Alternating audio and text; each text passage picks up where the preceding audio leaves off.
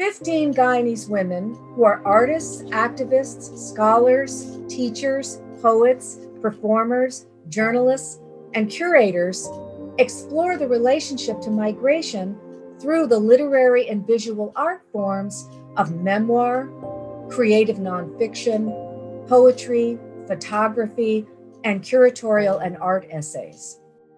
In the work of the contributors, we see just how many ways Guyanas of the mind define diaspora's liminal spaces.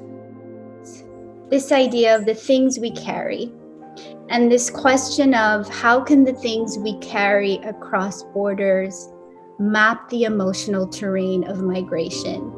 And I wanted to start out with this photograph it's a photograph from the 1970s of my mom. So some of the tangible ways that I address invisibility are one, through monuments to women of the South Asian diaspora. So for example, one of the images you showed was created, it's a tapestry created of vintage saris from all over the world. And so it's a way of connecting diaspora, of women from different diasporas, but of South Asian descent, and creating something so large and present that you can't be ignored. And so I think that's one of the ways that I do it. Courtesy of the British Empire, I am the byproduct of two imperial migrations. The migration of my great-grandparents from India to Guyana in the latter part of the 19th century, and the migration of my father Paul from British Guyana to the United Kingdom in 1961. As you know, migration has two sides. The people who are leaving and those who are being left behind. Through the glass of the departure lounge, old Cane Cutter watches it all. Face a study of diasporic brooding. Watches until the shuddering monster takes off with his one and only grandson. His cane-shot eyes, his voice cracked as he wails what his bones know for certain. Never to meet again. Never to meet again. So many people have left and continue to leave, but also so many people remain. These are members of historically marginalized groups and underserved communities. But Anastasia Winters, for instance, who presently lives in Lethem, some of her children live in the neighboring settlements, Bonfim and Boavista, but she prefers to be here, home in Ghana.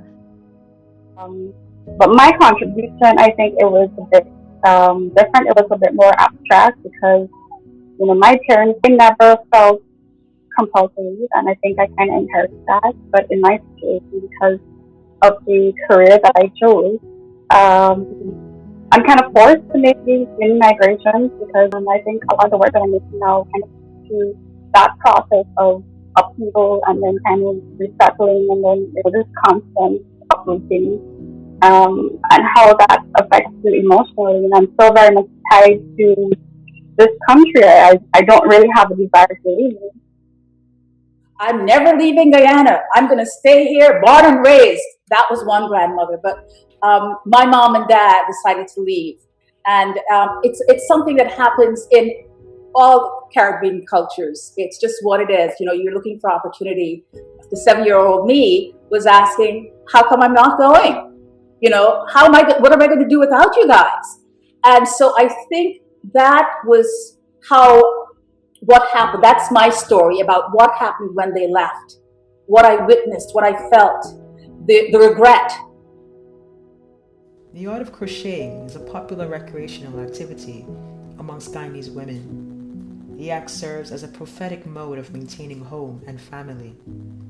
For most, crocheting is a way of life, an intergenerational activity woven into a myriad of traditions. My great-grandmother taught the art of crocheting to her daughters, and my grandmother taught it to my mother.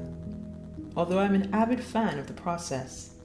It is a talent I did not inherit.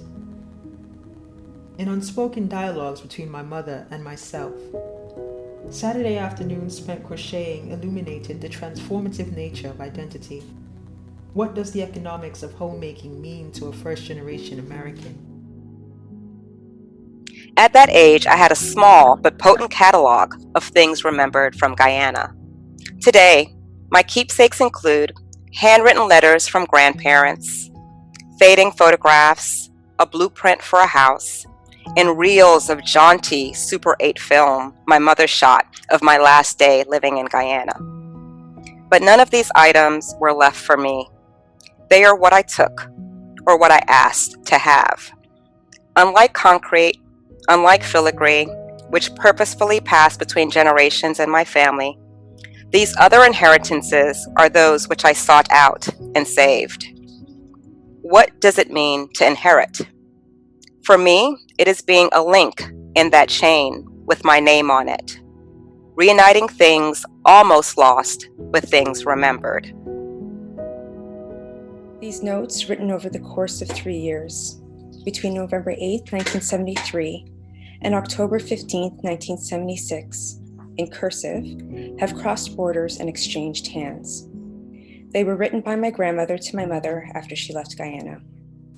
Just a few lines to let you know we are all okay. I am told it is getting very cold. Don't worry, I will keep you posted. Remember, you are as near to me as the phone. I dreamt last night of you, and I had a feeling I would have heard from you. I'm working on a wedding cake for Saturday. I had it framed and have it on my glass cabinet so that you are looking over everything that goes on in this house. So I'm going to read the letter called Daddy's Girl Part 2. Mom, we have this in common. We both spent the first decade of our lives in our birthplace before we made our first migration, when everything changed abruptly. For you, it was leaving the bush life on the Pomeroon River for the big city of Georgetown. For me, it was leaving Edmonton, Canada for a whole other country, Indiana in the United States. Natalie, I am so proud of what you have done as an academic. It is maybe what I would have done if I were born at a different time, when the options and expectations for women were different. My head is full of fractured memories formed from the stories told to me.